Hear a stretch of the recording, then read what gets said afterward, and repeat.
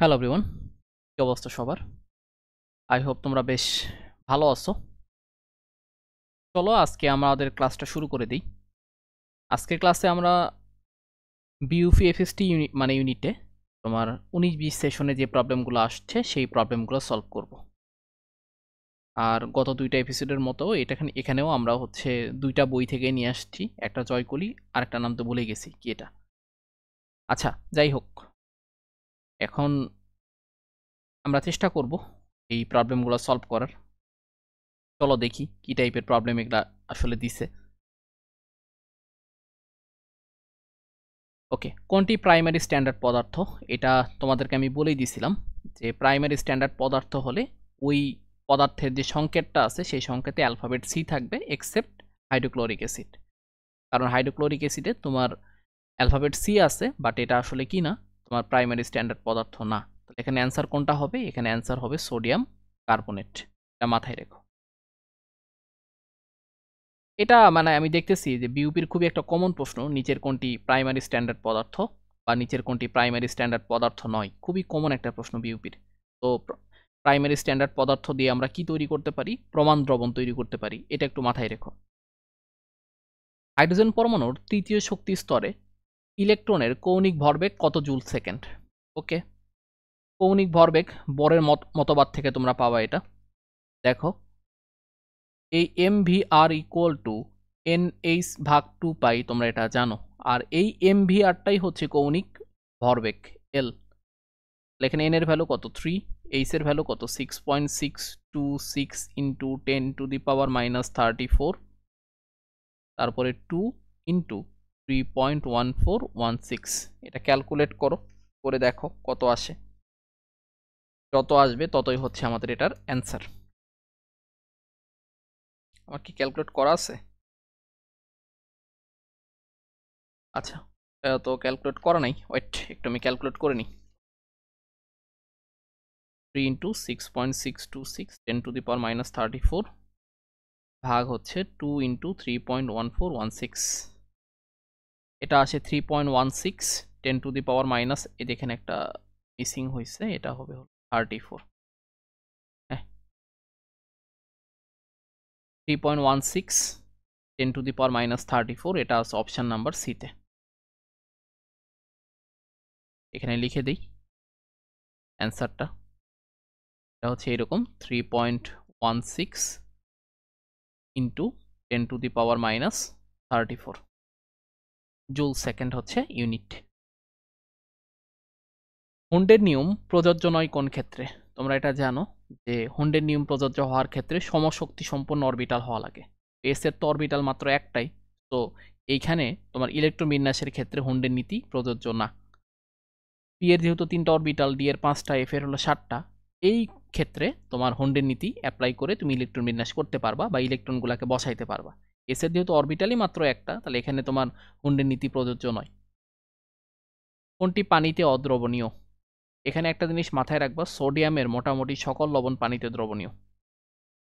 সোডিয়ামের মোটামুটি সকল লবণ পানিতে তোমার দ্রবণীয়, এক্সেপ্ট তোমার সোডিয়াম পাইরো অ্যান্টিমিনেট, যেটা দিয়ে সোডিয়ামের শনাক্তকরণ করা হয়। সোডিয়াম পাইরো অ্যান্টিমিনেট তোমার হচ্ছে পানিতে তোমার অধক্ষেপ তৈরি করে, এটা অদ্রবণীয়। বাদ বাকি সোডিয়ামের যত লবণ আছে সবগুলো লবণীয় হচ্ছে পানিতে দ্রবণীয়। তাহলে সোডিয়ামের যে দুইটা আছে NaCl আর সোডিয়াম সালফেট, এই দুটোতে অ্যান্সার হবে না, মোটামুটি তুমি শিওর হয়ে গেছো। তাহলে ক্যালসিয়াম ক্লোরাইড অথবা ক্যালসিয়াম সালফেট, এই দুটার মধ্যে যে কোনো একটা তোমার অ্যান্সার হবে। এখন এই দুটার মধ্যে কোনটা অ্যান্সার হবে তুমি এখানে ফাজানের নীতি দিয়ে কী করতে পারো? একটা প্রেডিকশন করতে পারো, তোমার মুখস্থ করারও দরকার নেই। এই দুটার মধ্যে কোনটা আসলে অ্যান্সার হবে এটার জন্য তুমি ফাজানের নীতি অ্যাপ্লাই করতে পারো। দেখো, এখানে যে লবণ দুটো আছে এই দুটাই হচ্ছে ক্যালসিয়ামের লবণ, তাহলে ক্যাটায়নটা সেম। তাহলে ফাজানের নীতি অ্যাপ্লাই করার জন্য অ্যানায়নটা দেখো, একটা অ্যানায়ন হচ্ছে সালফেট, একটা হচ্ছে ক্লোরাইড। তুমি জানো যে সালফেট যে অ্যানায়নটা আছে এটার আকার বড় কম্পেয়ার টু ক্লোরাইড, এই জন্য তোমার এই সালফেটের পোলার আয়নটা বেশি হয়, দ্যাটস ওয়াই এটার আয়নিক ধর্ম কমে যায় এবং সমযোজী ধর্ম বৃদ্ধি পায়। এর ফলে ক্যালসিয়াম ক্লোরাইড পানিতে দ্রবীভূত হলেও ক্যালসিয়াম সালফেট পানিতে দ্রবীভূত হয় না বা পানিতে অদ্রবণীয়ই থেকে যায়। অ্যান্সার হবে কি? Calcium sulphate. হ্যালোজেনের ইলেকট্রন আসক্তির ক্রম কোনটি? এটা তুমি জানো যে এখানে একটা ব্যতিক্রম আছে, যে ক্লোরিনের ইলেকট্রন আসক্তি ফ্লোরিনের থেকে বেশি হয়। ক্লোরিনের যে ইলেকট্রন আসক্তি সেটা কি হয়, তোমার ফ্লোরিনের থেকে বেশি হয়, এটা একটা ব্যতিক্রম। আর এই ইলেকট্রন আসক্তি, তড়িৎ ঋণাত্মকতা, এই জিনিসগুলা ভাইয়া তোমার ব্যতিক্রমগুলা থেকেই বেশি আসে। তো এটার অ্যান্সার তোমরা মোটামুটি জানো যে ক্লোরিনের একটু মানে ক্লোরিনের ইলেকট্রন আসক্তি ফ্লোরিনের চেয়ে বেশি, তাহলে ক্লোরিন সবার উপরে। তারপরে কে? ফ্লোরিন, ফ্লোরিন, তারপরে কি? ফ্লোরিন, তারপরে কি? ব্রমিন, তারপরে কি? আয়োডিন।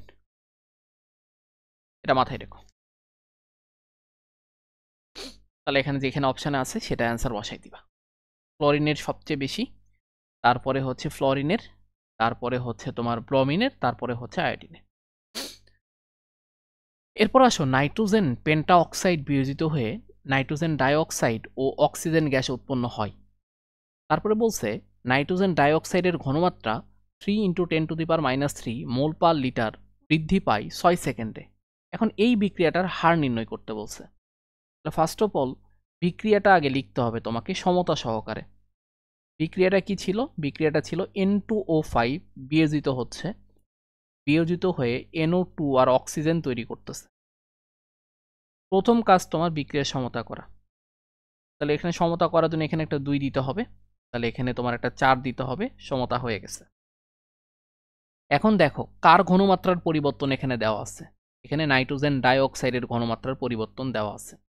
তাহলে এই নাইট্রোজেন ডাইঅক্সাইডের রেসপেক্টেই বিক্রিয়ার হারটা লিখতে হবে। আমি যদি এই বিক্রিয়ার হার সমীকরণ লিখি, তাহলে বিক্রিয়ার হার ইকুয়াল টু তুমি লিখতে পারবা -1/2 D of N2O5, মানে N2O5 এর ঘনমাত্রার পরিবর্তন ডিভাইডেড DT ইকুয়াল, উৎপাদের ক্ষেত্রে positive 1/4 D of NO2 divided DT, 1/1 লেখার দরকার নাই, D of অক্সিজেন ডিভাইডেড হচ্ছে DT।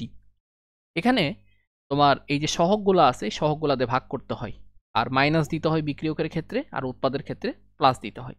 এখানে যেহেতু আমার NO2 এর ঘনমাত্রার পরিবর্তনটা দেওয়া আছে, তাহলে আমি বিক্রিয়ার হারটা বের করব NO2 এর রেসপেক্টে। তাহলে হার ইকুয়াল টু আমি লিখব R equal to 1/4 D of NO2, মানে নাইট্রোজেন ডাইঅক্সাইডের ঘনমাত্রার পরিবর্তন ডিভাইডেড DT, মানে সময়ের পরিবর্তন।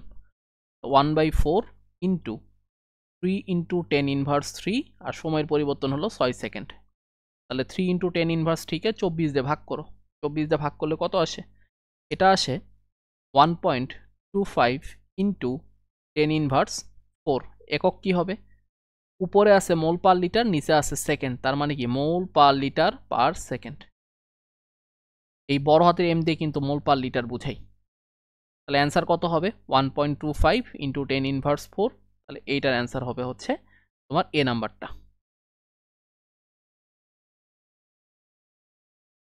ঋণাত্মক প্রভাবক কোনটি?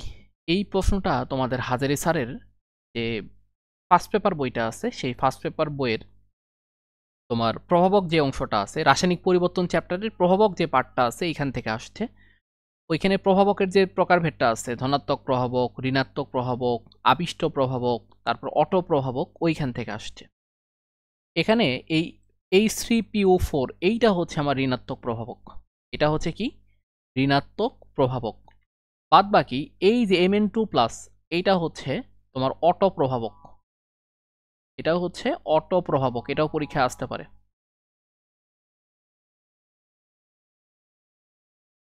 তারপরে বলছে 0.005 মোল পার লিটার সালফিউরিক অ্যাসিডের পিএইচ কত?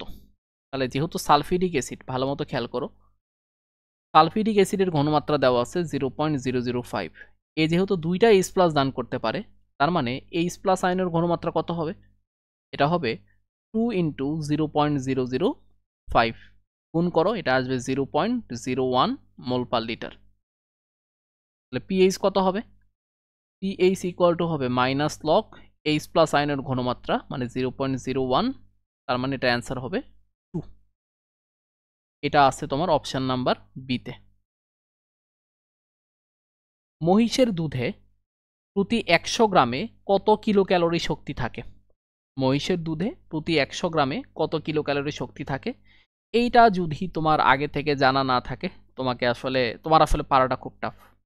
বুঝতে পারছো? এটা যদি জানা না থাকে তোমার পারা আসলে খুব টাফ। আর 19-20 সেশন পর্যন্ত 20-21 পর্যন্ত কিন্তু ভাইয়া আমি বলি বিউপিতে 20-21 পর্যন্ত কিন্তু শর্ট সিলেবাস ফুল সিলেবাস দুইটা মিলেই পরীক্ষা হইতো, কারণ তখন তো আর এই তোমাদের শর্ট সিলেবাসটা ছিল না। শর্ট সিলেবাস শুরু হয়েছে কি তোমার 21 মানে ব্যাচের থেকে। তো 20 পর্যন্ত কিন্তু বিউপির মানে কোশ্চেনে তুমি শর্ট এবং ফুল দুইটা মিলাইয়ে পাবা। তো মহিষার দুধে কত কিলো ক্যালোরি থাকে মানে শক্তি পার 100 গ্রামে, এটার অ্যান্সার হচ্ছে 110। এই যৌগটা দেখো, প্রথম যৌগটা হচ্ছে একটা কিটোন, পরের যৌগটা হচ্ছে একটা তোমার ইনল। তাহলে কিটোন থেকে ইনল হইছে, এই সমানতার নাম কি? কিটো ইনল টটোমারিজম, আমরা সবাই পড়ছি কিটো ইনল টটোমারিজম। দেখো এটা কি একটা কিটোন, এই যে সি, এই যে কিটোন এটা একটা, আর এইটা হচ্ছে কি একটা ইনল, এই যে ডাবল বন্ড, এই যে ডাবল বন্ড, আর এই যে তোমার ওএইচ, এটা হলো কিটো ইনল টটোমারিজম। এটা হলো কিটোন, এটা হচ্ছে ইনল, এটা হলো ইনল, আর এটা হলো কিটোন। কিটো ইনল টটোমারিজম হচ্ছে এটা। এই টটোমারিজমে কি হয়? টটোমারিজমে একটি নির্দিষ্ট কার্যকরী মূলক বিশিষ্ট যৌগ স্বতঃস্ফূর্তভাবে অন্য একটি কার্যকরী মূলক বিশিষ্ট যৌগে পরিণত হয়। এখানে কিটোনটা স্বতঃস্ফূর্তভাবে, তুমি কোনো বাইরে থেকে চাপ তাপ কিছুই প্রয়োগ করবে না, স্বতঃস্ফূর্তভাবে ইনলে পরিণত হবে। কোনটি হেটারো অ্যারোমেটিক নয়? আচ্ছা, হেটারো মানে কি? হেটারো মানে হচ্ছে বলয় বা চক্রের ভিতরে তোমার যদি কোনো হেটারো পরমাণু থাকে। হেটারো পরমাণু কোনগুলা ভাইয়া? হেটারো পরমাণু 3টা। হেটারো পরমাণু হচ্ছে ONS। হেটারো পরমাণু হচ্ছে 3টা, একটা অক্সিজেন, একটা নাইট্রোজেন, আর একটা হলো সালফার। তো যদি অ্যারোমেটিক যৌগের চক্র গঠন করে কার্বন ব্যতীত অন্য কোনো হেটারো পরমাণু, যেমন অক্সিজেন, নাইট্রোজেন, সালফার, এক কথায় আমি আরও সহজ করে বলি, অ্যারোমেটিক যৌগের চক্রের ভিতরে চক্র গঠনের সময় যদি তোমার কোনো হেটারো পরমাণু অংশগ্রহণ করে, অক্সিজেন, নাইট্রোজেন বা সালফার, তাহলে সেটা হচ্ছে তোমার হেটারো অ্যারোমেটিক যৌগ। এইখানে দেখো থায়োফিনের সংকেতটা, দেখো থায়োফিনের সংকেতটা হচ্ছে এরকম, এই যে এটা হলো থায়োফিন, দেখছো?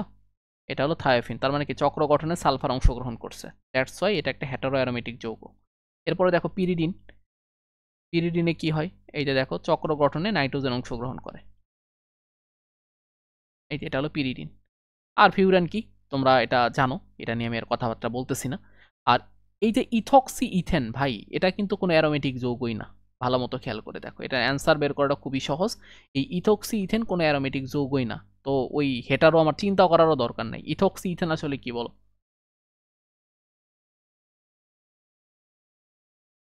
এইটা হচ্ছে তোমার ইথক্সি ইথেন। এই ইথক্সি ইথেন ভাই কোনো অ্যারোমেটিক যৌগই না। এখানে হেটারো পরমাণু অক্সিজেন আছে ভাই, এটা তো ইথার, এটা তো কোনো অ্যারোমেটিক যৌগই না। তার মানে এর অ্যান্সার হবে কি? ইথক্সি ইথেন, এটা হেটারো অ্যারোমেটিক যৌগ নয়। কোনটি ইলেকট্রোফাইল? ইলেকট্রোফাইল কারা? যাদের ইলেকট্রনের প্রতি আকর্ষণ থাকে। আর ইলেকট্রনের প্রতি কার আকর্ষণ থাকে? যে অলরেডি পজিটিভ চার্জে চার্জিত। তাহলে পজিটিভ চার্জে চার্জিত কে এখানে? এইটা। এইখানে একটা জটিল যৌগ দেওয়া আছে, টেট্রামিন কপার 2+ আয়ন। এখানে কপারের জারণ সংখ্যা বের করতে বলছে। তো কপারের জারণ সংখ্যা বের করি চলো। কপারের জারণ সংখ্যাকে আমরা ধরি হচ্ছে x। অ্যামোনিয়া একটা যৌগ, আর যৌগের জারণ সংখ্যা কত হয়? 0, ইকুয়াল টু কত? 2। তাহলে এখানে কপারের জারণ সংখ্যা হচ্ছে +2। এই যে অপশন নাম্বার এ। জারকের ক্ষেত্রে কোনটি সঠিক নয়? আমি তোমাদের জারক বিজারক নিয়ে কথাবার্তা বলছি, তোমার হচ্ছে 18-19 সেশনে যখন প্রবলেম সলভ করছি বিউপির, তখন জারক বিজারক নিয়ে কথা বলছি। তোমরা যদি কেউ 18-19-এর প্রবলেম সলভটা দেখে না আসো, তাহলে অবশ্যই 18-19-এর প্রবলেম সলভটা আগে দেখে তারপরে এই প্রবলেমটা সলভ করো। জারকের ক্ষেত্রে কি হয়? জারক অন্যের জারণ ঘটায়, নিজের কি হয়? বিজারণ ঘটে। আর জারক কি করে? ইলেকট্রন গ্রহণ করে। আর জারক যেহেতু ইলেকট্রন গ্রহণ করে, এর জারণ সংখ্যা বা অক্সিডেশন নাম্বার কি হয়? হ্রাস পায়। আর এই যে এই কথাটা লিখছে, এটা হলো ভুল। অক্সিডেশন নাম্বার বৃদ্ধি পায় না। ON মানে কি? অক্সিডেশন নাম্বার, এর বাংলা কি? জারণ সংখ্যা। আর জারকের জারণ সংখ্যা হ্রাস পায় যেহেতু সে ইলেকট্রন গ্রহণ করে। এখানে লিখছে বৃদ্ধি পায়, তার মানে এটা কি? ভুল। নিচের কোনটি তাপমাত্রার উপর নির্ভরশীল? এই প্রশ্ন সলভ করার আগে প্রথমে একটা জিনিস মাথায় ঢুকায় নাও, সেটা হচ্ছে যে ভর যেটা, ভরটা কিন্তু তাপমাত্রার উপর নির্ভরশীল না। তাপমাত্রার উপর নির্ভরশীল কে? আয়তন। তাহলে এখানে দেখো, এই যে মিলিগ্রাম, কেজি সবগুলাই কি? ভর। মিলিগ্রাম, কেজি সবগুলোই কি এগুলা ভাই? ভর। এই দেখো এটা ভর, তার মানে এটা তাপমাত্রার উপর নির্ভরশীল না। মিলিমোল এটাও ভরের সাথে রিলেটেড, এটা কি লিটার, এইটা আয়তন। যেখানে আয়তন আছে সেটাই তাপমাত্রার উপর নির্ভরশীল, তাহলে এটাই অ্যান্সার হবে। এই যে দেখো কেজি আছে, কেজি, গ্রাম আছে, এগুলো তাপমাত্রার উপর নির্ভরশীল না, এটা মাথায় রেখো। যে কোনটা তাপমাত্রার উপর নির্ভরশীল? যেখানে আয়তন আছে সেটাই তাপমাত্রার উপর নির্ভরশীল। এরপরে বলছে অ্যানায়নে চার্জ মুক্ত হওয়ার সম্ভাবনা কোনটি বেশি? ওই যে অ্যানায়নের সক্রিয়তা সিরিজ মনে রাখবা, এটার জন্য একটা কি আছে, শর্টকাট আছে, না সাই, কোলা, ব্যাং, আসে। নাতে হচ্ছে নাইট্রেট আয়ন, সাতে হচ্ছে সালফেট আয়ন, কোলাতে হচ্ছে তোমার ক্লোরাইড আয়ন, ব্যাংতে হচ্ছে তোমার ব্রোমাইড আয়ন, আশেতে হচ্ছে হাইড্রোক্সিল আয়ন। এই ক্ষেত্রে তোমার যত তুমি নিচের দিকে যাবা দেখা যাবে ওই আয়নের তোমার চার্জ মুক্ত হওয়ার সম্ভাবনা তত বাড়বে। তাহলে এখন সবার নিচে যেটা আছে সেটা সবার আগে কি হবে? চার্জ মুক্ত হবে। তাহলে সবার নিচে কে আছে? হাইড্রোক্সিল আয়ন আছে। তাহলে সবার আগে চার্জ মুক্ত হবে তোমার হাইড্রোক্সিল আয়ন, তাহলে অ্যান্সার হবে OH মাইনাস আয়ন। তোমরা যারা তড়িৎ রসায়ন পড়ছো এই প্রশ্ন তোমাদের ভুল করার কোনো প্রশ্নই আসে না। দেখো এখানে একটা কোষ বিক্রিয়া দেওয়া আছে, জিঙ্ক প্লাস কপার 2+, তারপরে উৎপাদে দেওয়া আছে জিঙ্ক 2+ থেকে কপার, মানে জিঙ্ক 2+ প্লাস কপার।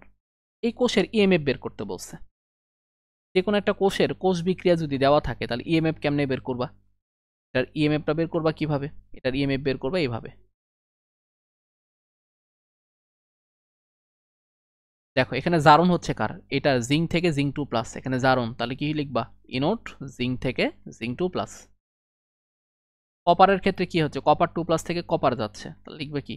ইনোট কপার 2+ থেকে কপার। মানে এক কথাই তুমি এই ধাতুগুলা বা তোমার অ্যানোড ক্যাথোডের ক্ষেত্রে তুমি বিক্রিয়কে যেটা আছে সেটা আগে লিখবা আর উৎপাদেরটা পরে লিখবা। তাহলে এখন দেখো জিঙ্ক থেকে জিঙ্ক 2+ দেওয়া আছে 0.76, আর কপার 2+ থেকে কপার দেওয়া আছে 0.34, এটা হচ্ছে 1.10 ভোল্ট। তাহলে অপশন নাম্বার এ।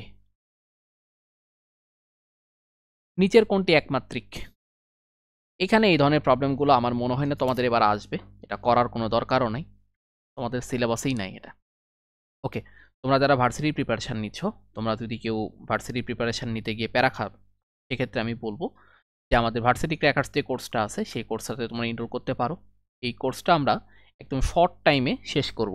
ধরো ডিসেম্বরের 2 তারিখে আমাদের ক্লাস শুরু হয়েছে, আর এটার ক্লাস শেষ হবে জানুয়ারি 6 তারিখ। এরপরে আমাদের এক্সামগুলো শুরু হবে, paper final, subject final, final model test. এখন তোমরা বলতে পারো ভাইয়া এই কোর্সে কি স্পেশাল আছে যেটার কারণে আমরা ভর্তি হব? এই কোর্সে স্পেশাল হচ্ছে আমরা তোমাদের যে উদ্ভাসের মাস্টার প্রশ্ন ব্যাংকটা আছে ভার্সিটির, সেইটা হচ্ছে আমরা ধরে ধরে প্রত্যেকটা প্রশ্ন সলভ করাবো। প্লাস হচ্ছে আমরা এই কোর্সে যে থিওরি ক্লাস নিব সেই থিওরি ক্লাসে আমরা রিটেনটাকে বেশি ফোকাস করব। তোমাদের যেহেতু ঢাকা ইউনিভার্সিটি, জগন্নাথ এগুলো যেহেতু রিটেন দিয়ে দিছে বেশি, আমরা রিটেনটাকেও বেশি ফোকাস করব। আর আমাদের কোর্সের সবচেয়ে বড় যে মানে তোমার সুবিধাটা সেটা হচ্ছে যে তুমি 1-to-1 মেন্টরশিপ পাচ্ছ। এটা কিন্তু অন্যান্য কোর্সে তুমি পাচ্ছ না। তো এটা একটা তোমাদের সুযোগটা তোমরা কাজে লাগাইতে পারো।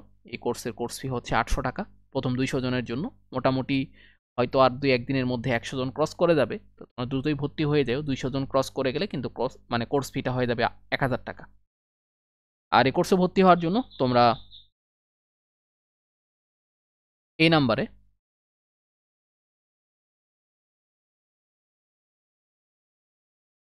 বিকাশ অথবা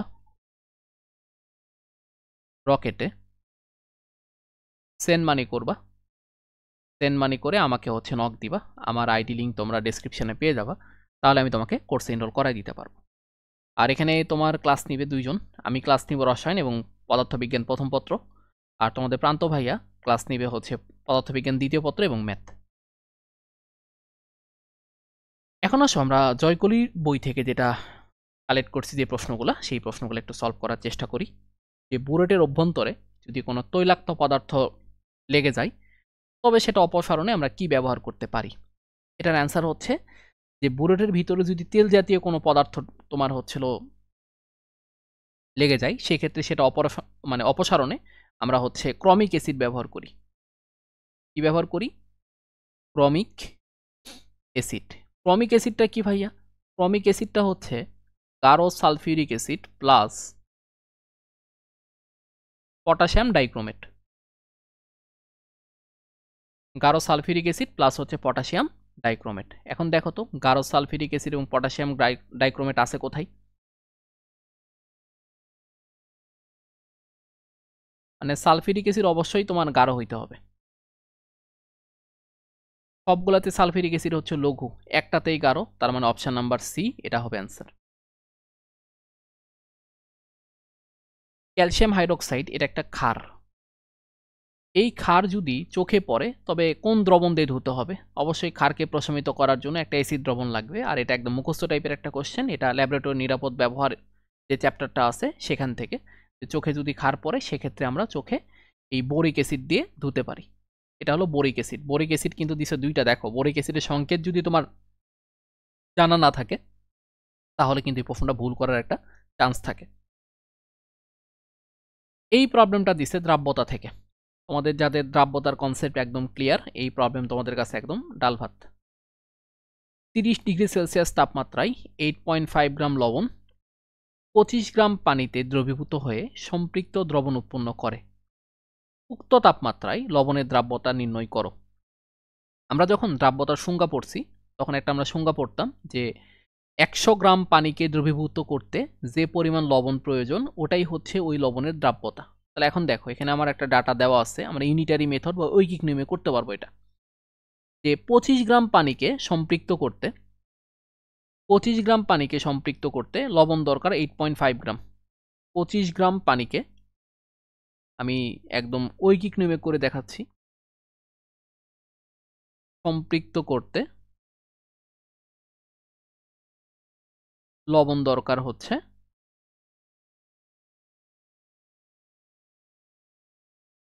8.5 গ্রাম। 1 গ্রাম পানিকে সম্পৃক্ত করতে লবণ দরকার 8.5 ডিভাইডেড 25 গ্রাম। আর আমরা দ্রাব্যতার সংজ্ঞাই জানি যে 100 গ্রাম পানিকে সম্পৃক্ত করতে যে পরিমাণ লবণ দরকার সেটাই হচ্ছে দ্রাব্যতা। তাহলে 8.5 ইন্টু 100 ডিভাইডেড হচ্ছে 25।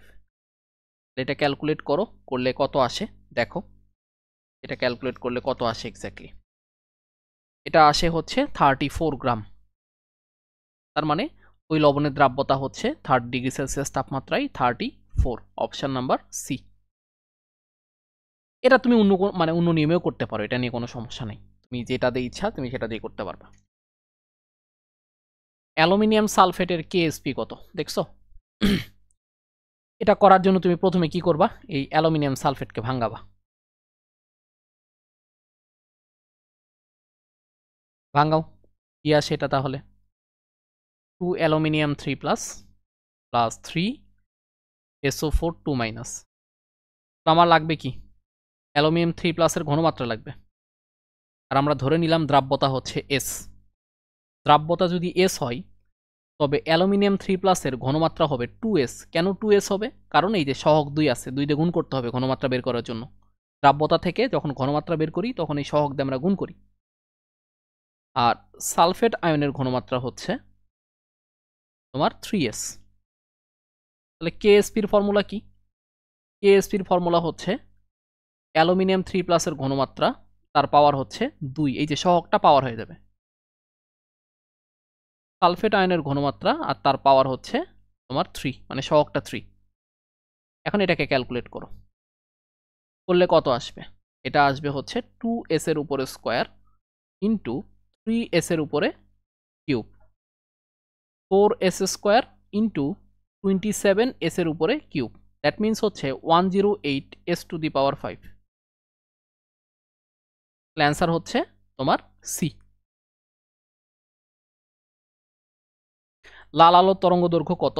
এইটা ভাই আমি তোমাদের সেই দিন একটা চার্ট লিখেই দিছি যে মুখস্থ করবা। 380 থেকে 424, 424 থেকে 450, 450 থেকে 500, 500 থেকে 575, এইভাবে মুখস্থ করবা। তোমাদের মেবি বিউপি 18-19-এর যে প্রবলেম সলভ করেছি সেখানে দেখাইছিলাম, তো ওইখান থেকে এই প্রবলেমটা একটু সলভ করে নিও। ইলেকট্রন আসক্তির ক্রম কি? এটা একটা ব্যতিক্রম আছে, আমি বলছিলাম ইলেকট্রন আসক্তির ক্রম হচ্ছে তোমার এখানে একটা ব্যতিক্রম, সেটা হচ্ছে ক্লোরিনেরটা ফ্লোরিনের থেকে একটু বেশি হয়। তাহলে প্রথমে ক্লোরিন, তারপরে ফ্লোরিন, তারপরে ব্রমিন, তারপরে আয়োডিন। মৌলের পর্যাবৃত্ত যে ধর্মগুলো আছে এই ধর্মগুলা থেকে যদি পরীক্ষায় প্রশ্ন আসে, ব্যতিক্রম থেকে প্রশ্ন আসার পসিবিলিটি সবচেয়ে বেশি। তোমাদের বেটার হচ্ছে হাজারি স্যারের বই থেকে ওই ব্যতিক্রমগুলো একটু চেক করে নেওয়া। আরএফ এর সর্বোচ্চ মান কত? এটা তোমাদের এখন বর্তমানে শর্ট সিলেবাসে নাই। তোমার ক্রোমাটোগ্রাফি, এই পেপার ক্রোমাটোগ্রাফির একটা অন্যতম তোমার একটা ইয়া ছিল হচ্ছে আরএফ বা রিটেনশন ফ্যাক্টর। পেপার ক্রোমাটোগ্রাফিতে তোমার এই রিটেনশন ফ্যাক্টরটা মেজার করা হইতো। আরএফ এর সর্বোচ্চ মান হয় ১ আর সর্বনিম্ন মান হয় ০। এটা একটু মাথায় রেখো। এই সর্বোচ্চ মান হয় হচ্ছে ১ আর সর্বনিম্ন হচ্ছে ০। এটা মাথায় রেখো। যদি আসে এই সর্বোচ্চ আসতে একবার, সর্বনিম্ন তোমাদের সময় একবার আসতে পারে, সেটা হলো ০। H2S এর বন্ধন কোণ কত? একদম হাজারি স্যারের বই থেকে সুন্দর করে তুলে দিছে। পানির ক্ষেত্রে ১০৪.৫ ডিগ্রি আর H2S এর ক্ষেত্রে তোমার ৯২ degree. Two sulphur dioxide plus oxygen বিক্রিয়া করে সালফার ট্রাইঅক্সাইড হইছে। আমরা জানি এটা হলো মানে স্পর্শ পদ্ধতিতে সালফিউরিক অ্যাসিড প্রস্তুতির প্রথম একটা ধাপ। আর এই বিক্রিয়াটি সংঘটিত হয়, আচ্ছা আমার কাছে এই প্রশ্নটা একটু ডিফেক্টিভ মনে হয়েছে। তার কারণ হচ্ছে এই বিক্রিয়াটাতে কোন কন্ডিশনে সংঘটিত হয় এটা আসলে কি আর বলবো, মানে বলা তো মুশকিল। কিন্তু যদি এই প্রশ্নটা এইভাবে করতো যে এই বিক্রিয়াটির উৎপাদ সর্বোচ্চ পরিমাণ পাওয়ার জন্য কোন কন্ডিশনে বিক্রিয়াটি সংঘটিত করা দরকার বা কোন কন্ডিশনে বিক্রিয়াটি হওয়া দরকার উৎপাদ সর্বোচ্চ হওয়ার জন্য, তাহলে সেক্ষেত্রে আমরা বলতে পারি যে এখানে তুমি যদি বিক্রিয়াটা উচ্চ চাপ এবং নিম্ন তাপমাত্রায় করতে পারো, উচ্চ চাপ এবং বা নিম্ন তাপমাত্রায় করতে পারো, তাহলে সেক্ষেত্রে উৎপাদটা তোমার হচ্ছে ম্যাক্সিমাইজ পাবা। কিন্তু এখানে যে প্রশ্নটা সেই প্রশ্ন অনুসারে আমার কাছে মনে হয়েছে যে প্রশ্নটা ডিফেক্টিভ। মানে যদি প্রশ্নটা এইভাবে করতো যে এই বিক্রিয়া থেকে সর্বোচ্চ পরিমাণ উৎপাদ পাওয়ার জন্য কোন কন্ডিশনে বিক্রিয়া হওয়া দরকার, তাহলে তুমি সেক্ষেত্রে বলবা যে উচ্চ চাপ ও নিম্ন তাপমাত্রা। এই কন্ডিশনে করলে কি হবে, ওই যে তোমার বললাম আর কি, সম্মুখ দিকে বিক্রিয়া যাবে, এর ফলে উৎপাদের পরিমাণ বাড়বে ওই লাসাতিলার নীতি অনুসারে। কিন্তু বাট প্রশ্ন অনুসারে আমি অপশনগুলো একটাও মিলতেছে না, প্রশ্নটা কি এখানেই ঠিক মতো বোঝা যাচ্ছে না। প্রাকৃতিক খাদ্য সংরক্ষক কি? প্রাকৃতিক খাদ্য সংরক্ষক সাধারণ লবণ, চিনি, তারপরে তোমার সরিষার তেল, এগুলা। প্রাইমারি নির্দেশক তড়িৎদ্বার কি? প্রাইমারি নির্দেশক তড়িৎদ্বার হচ্ছে হাইড্রোজেন তড়িৎদ্বার। আর হাইড্রোজেন তড়িৎদ্বারের তড়িৎদ্বার বিভব কত? ০। প্রাইমারি নির্দেশক তড়িৎদ্বার হলো হাইড্রোজেন তড়িৎদ্বার। আর সেকেন্ডারি নির্দেশক তড়িৎদ্বার হচ্ছে ক্যালামেল তড়িৎদ্বার। এটা মাথায় রেখো। হাইড্রোজেন তড়িৎদ্বারের তড়িৎদ্বার বিভব কিন্তু ০। স্থির চাপে V/T বনাম T এর লেখচিত্র কোনটি? স্থির চাপ মানে কি, কোন সূত্র বলো? স্থির চাপ মানে হচ্ছে তোমার চার্লসের সূত্র। আর চার্লসের সূত্র কি বলছে? চার্লসের সূত্র বলছে V/T ইজ ইকুয়াল টু হচ্ছে কনস্ট্যান্ট। V/T ইকুয়াল টু কি বলতো? কনস্ট্যান্ট। তাহলে V/T ইকুয়াল যদি কনস্ট্যান্ট হয়, তাহলে দেখো যে তুমি এখানে তাপমাত্রার পরিবর্তন যাই করো না কেন, V/T এর ভ্যালু কি একটা সর্বদা কনস্ট্যান্ট ভ্যালু দিবে। তার মানে কি ওয়াই অ্যাক্সিসে V/T দিছো, তো ওয়াই অ্যাক্সিসের ভ্যালু যদি কনস্ট্যান্ট হয় তাহলে গ্রাফটা কেমন হবে? এই যে এটা সেম গ্রাফটা যদি এইভাবে দিত যে টি ভার্সেস V/T, তাহলে গ্রাফটা কেমন হইতো এটা একটু দেখো।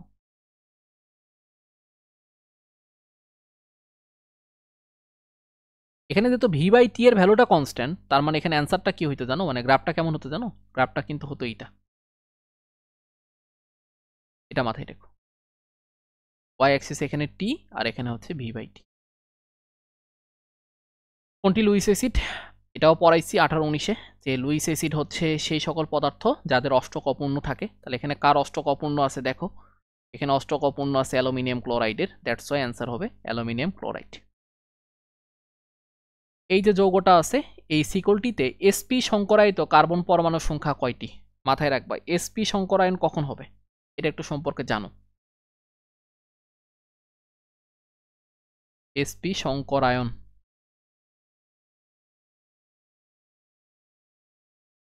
কার্বনে তোমার ত্রিবন্ধন থাকবে, এ একটা কন্ডিশন।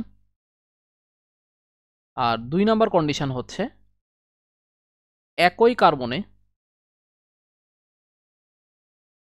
2টা দ্বিবন্ধন থাকবে।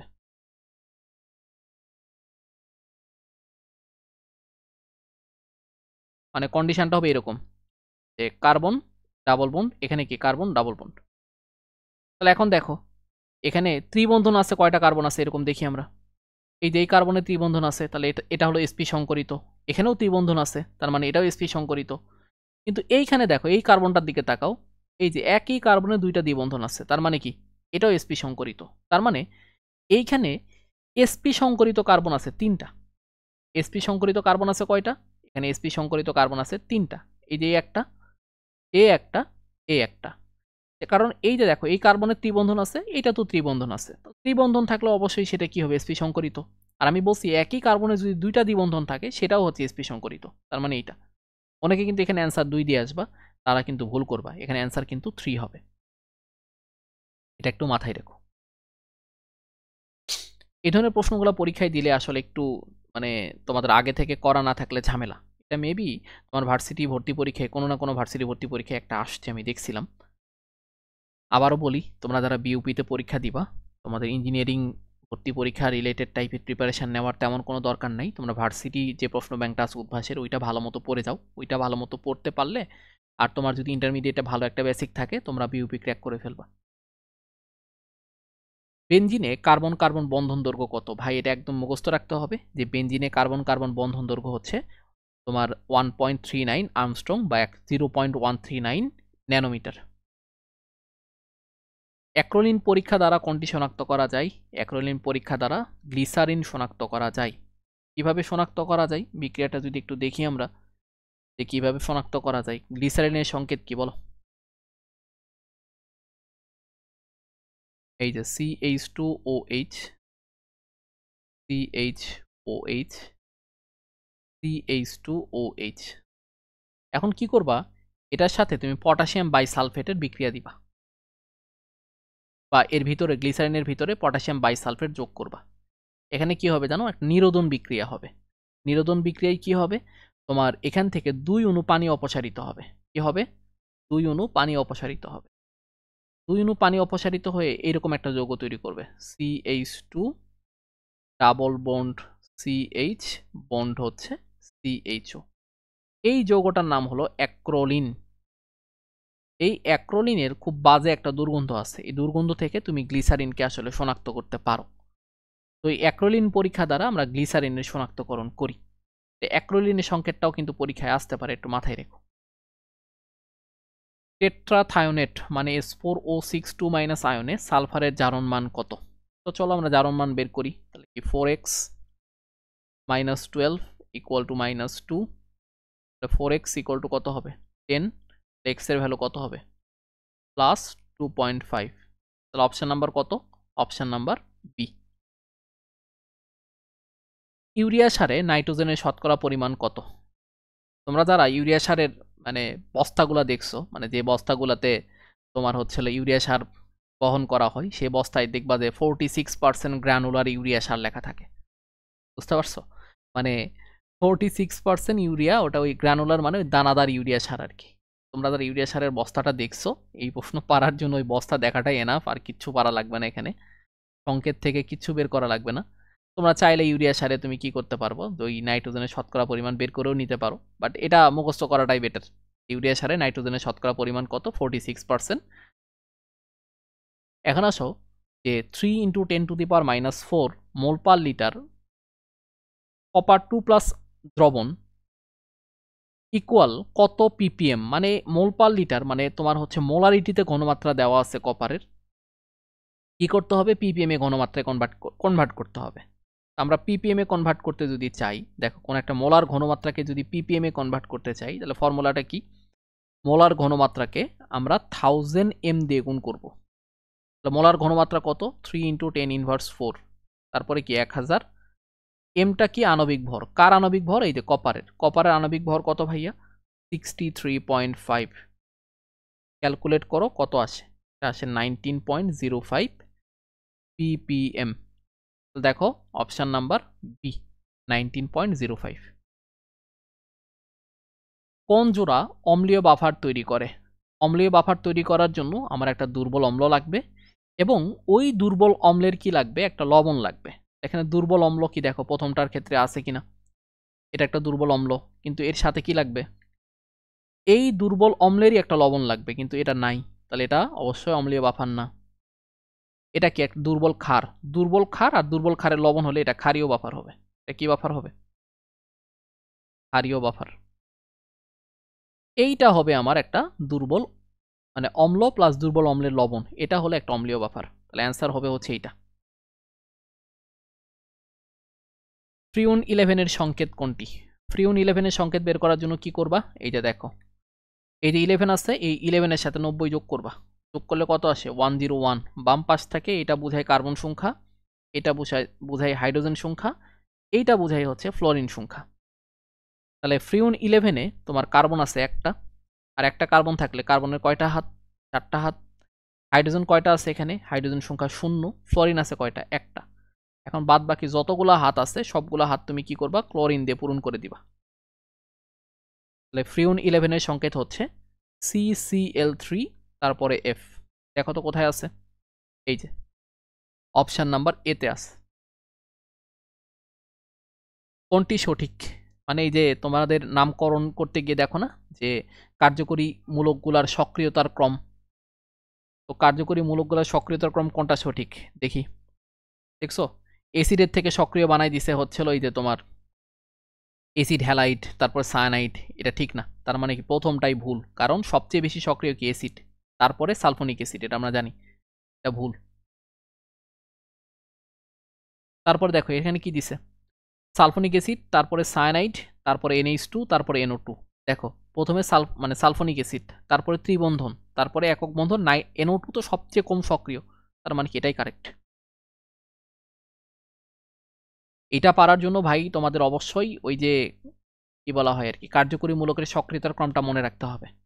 আমি মনে রাখতাম এইভাবে যে প্রথমে হচ্ছে অ্যাসিড, অ্যাসিডগুলোর মধ্যে প্রথমে কার্বক্সিলিক অ্যাসিড, তারপরে সালফোনিক অ্যাসিড, তারপরে মনে রাখতাম অ্যাসিডের জাতক, অ্যাসিডের জাতকগুলোর পরে মনে রাখতাম হচ্ছে অ্যালডিহাইড কিটোন, তারপরে মনে রাখতাম ত্রিবন্ধন মানে কি সায়ানাইড, তারপরে মনে রাখতাম দ্বিবন্ধন, না না সরি সরি সরি ভুল বলছি, দাঁড়াও। প্রথম হচ্ছে অ্যাসিড, তোমার হচ্ছে কার্বক্সিলিক অ্যাসিড, তারপর সালফোনিক অ্যাসিড, তারপরে হচ্ছে অ্যাসিডের জাতকগুলা, যে 4টা জাতক আছে, এই 4টা জাতক, তারপরে কি পড়তাম আমি, তারপরে পড়তাম হচ্ছে ত্রিবন্ধন, ত্রিবন্ধন মানে কি সায়ানাইড, তারপরে পড়তাম কি দ্বিবন্ধন, দ্বিবন্ধন মানে কি ওই যে তোমার হচ্ছে অ্যালডিহাইড, তারপরে কি কিটোন, তারপরে পড়তাম আমি হচ্ছে সিঙ্গেল বন্ড, এবং তারপরে লাস্টের দিকে চলে আসতে হচ্ছে তোমার NO2। তার মানে অ্যান্সার বি ঠিক আছে। দেখো এই যে এটা হলো এই NH2 তে কি আছে? সিঙ্গেল বন্ড আছে, এখানে ট্রিপল বন্ড আছে, তার মানে সায়ানাইডটা আগে হতো, এটা আসলে ভুল লিখছে। এই যে এখানে দেখো এই যে তোমার এগুলা দ্বিবন্ধন ত্রিবন্ধন এগুলা সবার নিচে, এই সায়ানাইডটা আগে হতো, তার মানে এটা কি ভুল লিখছে। আমার অ্যান্সার কিন্তু আমরা পেয়ে গেছি। TNT উৎপন্নকারী বিক্রিয়ার নাম। টলুইন থেকে TNT কিভাবে তৈরি করা যায়? নাইট্রেশন বিক্রিয়ার মাধ্যমে। আমরা 3টা স্টেপে কি করি? নাইট্রেশন করি, এটা হলো টলুইন। নাইট্রেশন করি 3টা স্টেপে, 3 স্টেপে নাইট্রেশন করে আমরা কি পাই? TNT পাই।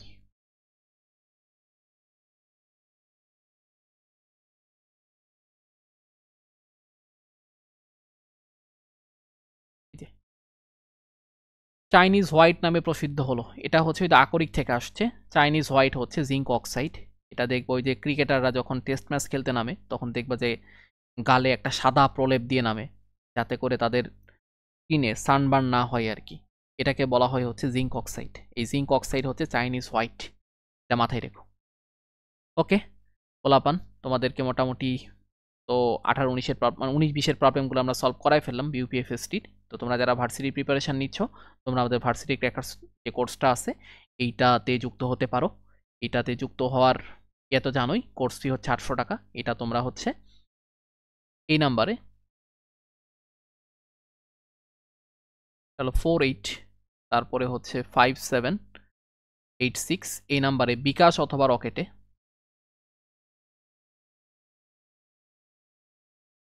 সেন্ড মানি করবা।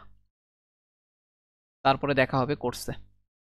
সবাই ভালো থেকো, সুস্থ থেকো। আল্লাহ হাফেজ।